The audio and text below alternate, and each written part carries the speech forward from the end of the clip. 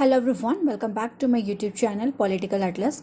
आज मैं आप लोगों के लिए आपके न्यू एजुकेशन पॉलिसी के थ्रू जो FY UGP कोर्स चल रहा है और इसके मैं आपके मेजर पेपर 1 जो आपका पॉलिटिकल थ्योरी है उस पर मैं वीडियो लेकर आई हूँ। और इसमें आज हम लोग डील करेंगे 1 मार्क्स वाले क्वेश्चंस, यस, जिसे 1 लाइनर क्वेश्चन कहा जाता है, और उसके साथ में मैं आंसर को भी लेकर आई हूँ। और आज हम लोग इसमें चैप्टर देखेंगे पावर एंड ऑथोरिटी, यानी कि शक्ति और सत्ता पर। ओके, तो अगर आप BA के फर्स्ट ईयर में हो और आपके सेमेस्टर 1 के एग्ज़ाम आने वाले हैं तो आप मेरे इस वीडियो को देख सकते हो, ताकि आपको एक क्विक रिवीजन हो जाएगा। यहाँ पे मैंने 1 मार्क्स वाले क्वेश्चंस अराउंड 20 to 25 लेकर आई हूँ, ताकि आपका रिवीजन अच्छे से हो जाए और मेरा ये वीडियो आपको हेल्प कर सके। ओके, सो स्टार्ट करते हैं अपने इस वीडियो को। यस, ये रहा आपका चैप्टर पावर एंड ऑथोरिटी, शक्ति और सत्ता।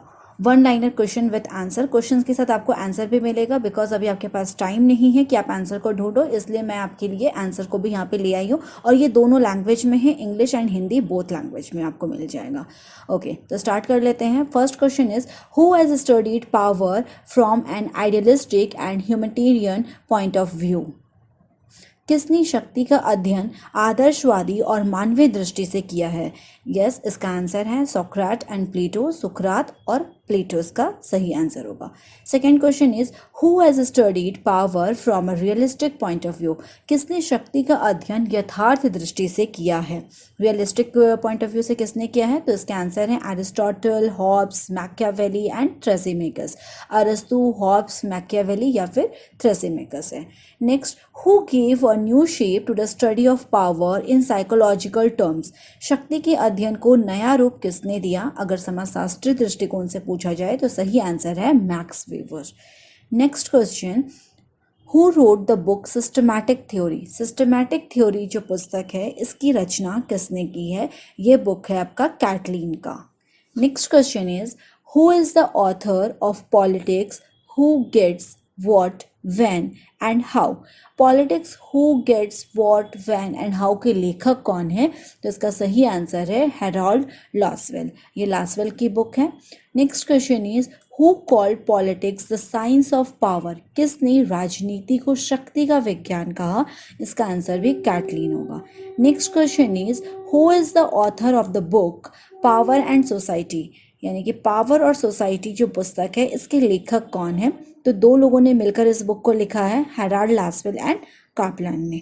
Okay, next question is, who has presented as god in ancient times? प्राचीन काल में किसे ईश्वर के रूप में प्रस्तुत किया जाता था? तो सही आंसर है राजा को, यानी कि जो किंग है उसे गॉड के रूप में प्रेजेंट किया जाता था। क्लियर है?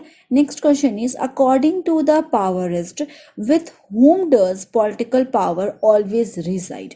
जो शक्तिवादी हैं उनके अकॉर्डिंग देखे तो राजनीतिक सत्ता सदैव किसके पास रहती थी?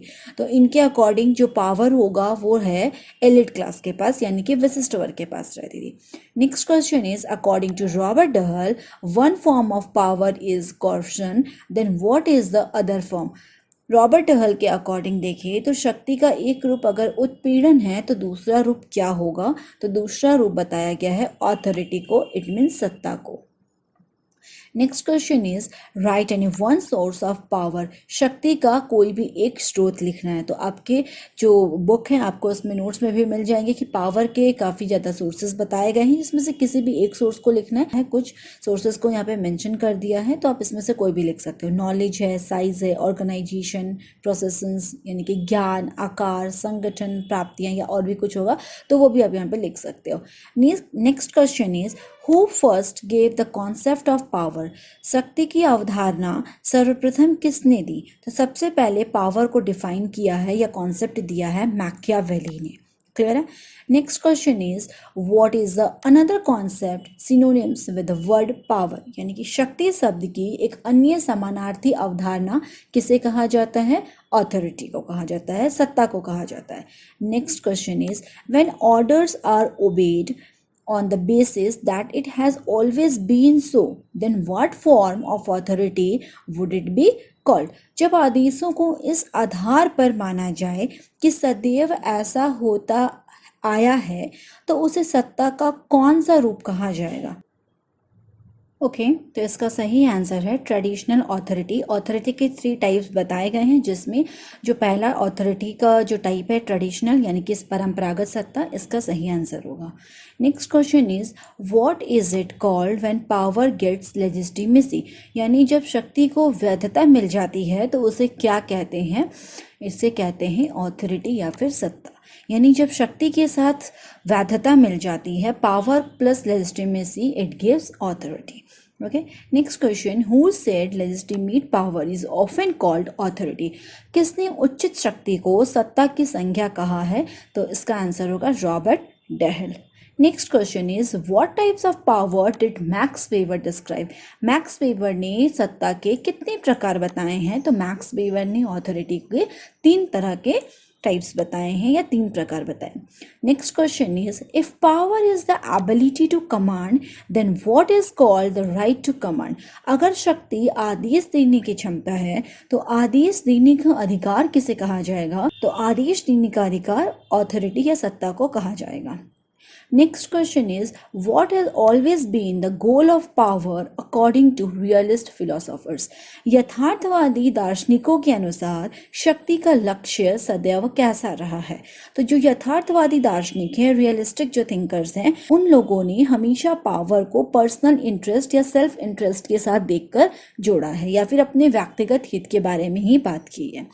Next question is when a person gets power through the constitution then what kind of power is it called, जब किसी व्यक्ति को संविधान द्वारा सत्ता प्राप्त होती है तो उसे कैसी सत्ता कहते हैं? तो इस तरह के ऑथोरिटी को कहा जाता है कॉन्स्टिट्यूशनल ऑथोरिटी या संवैधानिक सत्ता। Next question is whose statement is this where there is no authority there is no organization, यह कथन किसका है जहां सत्ता नहीं वहां कोई संस्था नहीं होती? इसका सही आंसर है रॉबर्ट निस्बिट, इसका स्टेटमेंट ही है।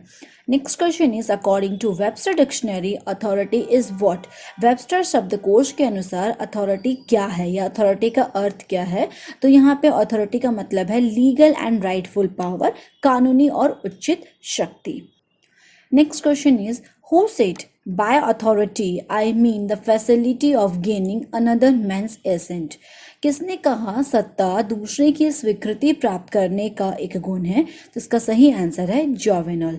Next question is the power which is obtained by unfair means and not according to the law और constitution, it is called what type of power, जो सत्ता कानून या संविधान के अनुसार ना होकर अनुचित साधनों द्वारा प्राप्त होती है उसे किस प्रकार की सत्ता कहा जाता है? Right answer is illegitimate authority या अवैध सत्ता, जो कॉन्स्टिट्यूशन के अकॉर्डिंग नहीं होता है और जहाँ पे अनफेयर जो मीन्स है उसको यूज किया जाता है, तो ऐसे ऑथोरिटी को इलेजिटिमेट ऑथोरिटी कहा जाता है। क्लियर है? तो इस तरह से यहाँ पे मैंने अराउंड 20 to 25 क्वेश्चंस को आपके सामने रखा है, जो आपके एग्जाम के लिए काफ़ी आपको हेल्प कर सकता है। आपका एक क्विक रिवीजन हो सकता है आपके इस चैप्टर ऑथोरिटी एंड पावर को लेकर मैंने बनाया है, शक्ति और सत्ता को लेकर बनाया। ओके, तो अपने इस लेक्चर के एंड पर चलते हैं। अगर आज का आपको मेरा वीडियो अच्छा लगा हो तो प्लीज़ आप मेरे इस वीडियो को लाइक कर सकते हो, अपने फ्रेंड्स के साथ शेयर कर सकते हो, एंड अभी तक सब्सक्राइब नहीं कर रहे हो मेरे चैनल को, do subscribe my channel. And आपको जो भी बेनिफिट होगा वो इस चैनल से मिल सकता है। आपके एग्जाम के पर्पज से मैं वीडियोज़ को रेगुलर लेकर आती हूँ। जैसा कि अभी मैंने आपके पॉलिटिकल साइंस के मेजर जो पेपर 1 है उसके पूरे सिलेबस को लेकर एक वीडियो मैंने अपलोड किया है। आई होप कि वो वीडियो मेरा आपको हेल्प किया होगा। आपके एग्जाम के फॉर्मेट को लेकर मैं बनाई हूँ। अगर वो वीडियो नहीं देखे हो तो प्लीज़ आप मेरे चैनल पर जाके देखो, आपको काफ़ी ज़्यादा हेल्प मिलेगा। सो आज के लिए इतना ही। Thank you very much.